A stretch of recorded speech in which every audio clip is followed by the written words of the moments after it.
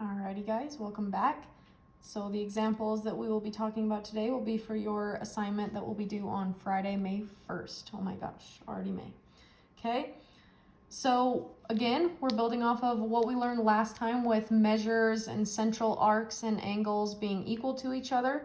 And we're actually just going to solve for x for this assignment. So you have 3 problems on your assignment. We're going to be doing 2 examples today that actually came straight from your assignment, so you are welcome. Okay, but let's get going. So the first note that I want to make, again, we always need to know that central angles are equal to their corresponding arcs, or the arcs that they make. Okay, so let's look at number 1. Okay, so first thing you need to do is find where exactly is your x. Okay, here's my x right here. So here's the equation that I need to use. Okay, well there's my equation. Now we need to set it up. What is it actually equal to? Okay, so this is my arc. And then yay, it actually does give me that central angle that it makes, right? 70 is the central angle. But we know since that's 70 that the arc also equals 70. Okay, so this equation is also equal to 70. So let's go ahead and set that up over here so we can solve it. Okay, so the equation that it gave us, 11x minus 7 equals, and we know that it is equal to 70 degrees because the arc and the central angle, are always equal. Okay, now we can go ahead and solve our equation. Our first step is going to be to add this 7, right? We need to work from the farthest away from our x.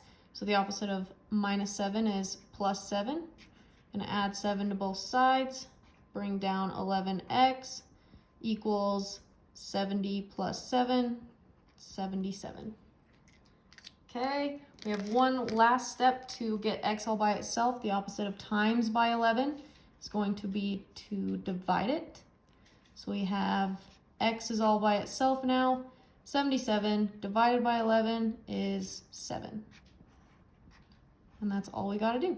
We solved for x using the arc and the central angle that it gave us, right? We knew that our central angle is 70, so that one also equals 70. Set your equation up to what it equals and solve it.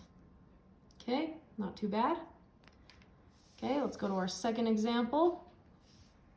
Okay, so first thing to do, find where is your x? Where's my equation? My equation is right there. That's where my x is. Okay, but notice this is an angle in here. I know it's really small, but that's actually an angle, but it doesn't give us its corresponding arc. We're not going to be able to use that same rule for central angles and arcs on this one. We're actually going to have to use a rule that keeps coming back. Okay, so I know you guys are getting sick of this rule, but what is the angle called where it creates that x and they are right across from each other? Because it does give us that angle that are right across. This is called a vertical angle. And we know these guys are equal to each other.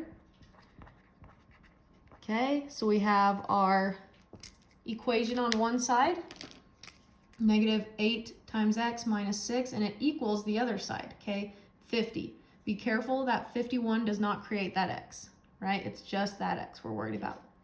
Okay, so we know that this side, negative 8x minus 6 equals its other side.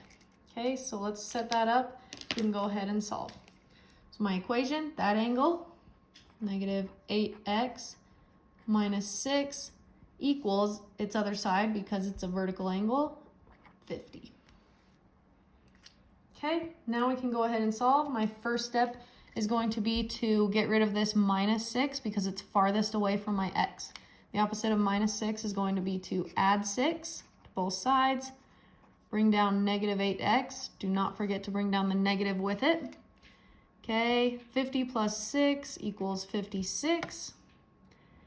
Okay, and now my last step is going to be to divide. Okay, careful. This is not saying minus 8. This is actually saying negative 8 times x, right? They're right by each other. So the opposite of times by negative 8 is going to be to divide. So we're going to divide by -8 on both sides. That gives you x all by itself. Okay, and then your calculator in your head, you can do 56 divided by a -8. Okay, not a positive, right? So we know that a positive divided by a negative is going to be a negative. 56 divided by 8, 7.